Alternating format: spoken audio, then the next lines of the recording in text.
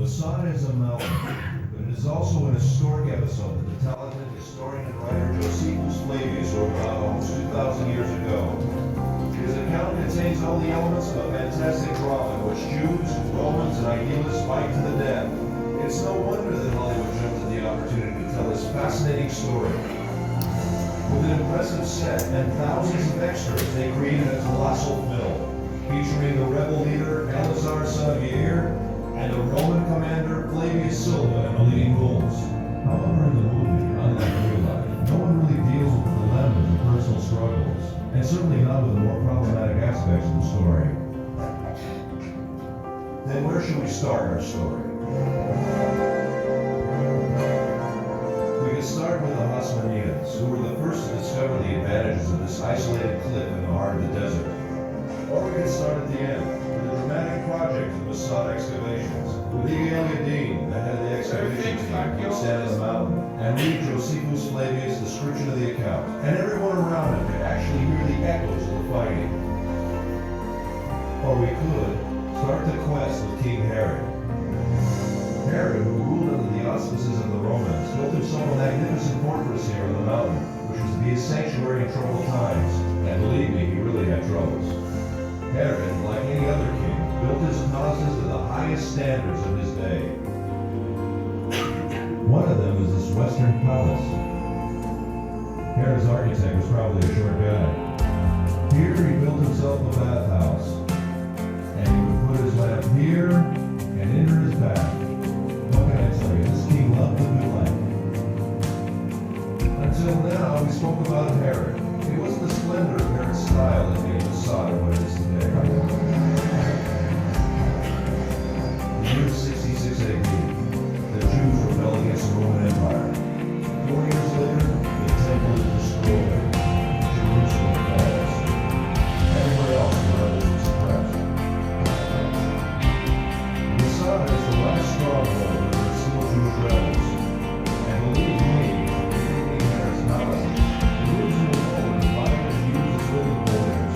They lived in food and storerooms, and they drank water from the cisterns, kindly left behind by Herod long ago.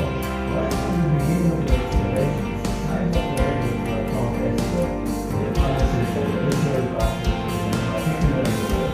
The experience and rituals in Masada were particularly good. The first piece of scroll, to see little letters coming out of the ground, the same letters which are used particularly. Later more fragments of scroll were found, one of all with my own hands, and the first experience is understood. Throughout the war, groups of refugees sought shelter among mountains. About 1,000 rebels gathered as captives in the heart of the wilderness. In 73 AD, the Romans turned legion around with thousands of armed soldiers to carry themselves around the mountain. An enormous revolution, and the movies who did best after the Romans, of course. The Romans were to attack them, but the besieged rebels were slow down. The Romans were to tower and conquer them, building a battle around the Spanish wall. The besieged rebel would have been involved to sustain the Roman empire.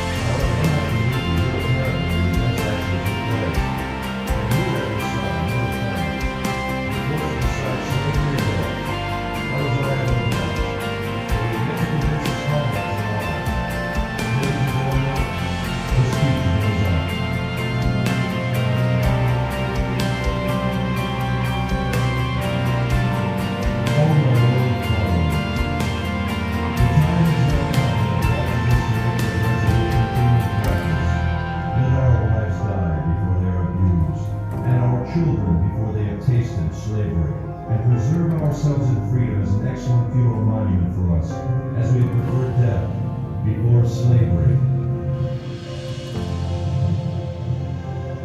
One Siege alien was asked what was the most important artifact you found on Masada.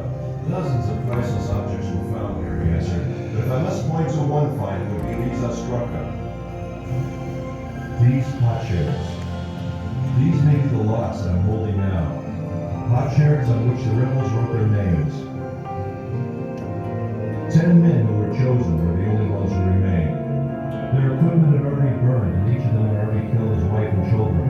Then they drew the lots. Who would kill the ninth man and fall on his own sword? And in the morning the Romans arrived, and besides 2 women and a few children, everyone was dead.